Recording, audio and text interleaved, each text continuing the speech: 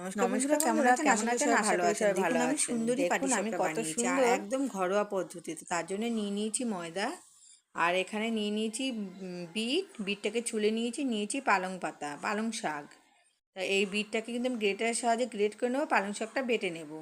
নিয়ে নিয়েছি সুজি, আর বিটটাকে প্রথমে আমাকে গ্রেট করে নিই, গ্রেটারের সাহায্যে গ্রেট করে নিই। আমি রসটাকে নিয়ে নেব বিটের। এখানে তোমরা চাইলে ফুড কালার ব্যবহার করতে পারো, কিন্তু আমি ফুড কালার পছন্দ করি না। আমি ঘরোয়া পদ্ধতিতে সবজির যে কালারটা সেটাই আমি নিয়েছি। তো এখন যেহেতু শীতের সময়, তোমরা কিন্তু এইগুলো ঘরে থেকেই থাকে। এই যে আমি বিটের থেকে রসটাকে বের করে নিলাম গ্রেট করার পরে, তারপর একটা ছাঁকনির সাহায্যে ছেঁকে নেব। এটাকে দেখো কত সুন্দর একটা কালার বেরিয়েছে। এত সুন্দর কালার থাকতে আমি ফুড কালার কেন ব্যবহার করব বলো তো? আর এদিকে দেখো আমি কিন্তু পালং শাকটাও বেটে রস বের করে নিয়েছি, আর নিয়েছি একটা বেগুনের বোটা, আর ঘি তুলে নিয়েছি। আর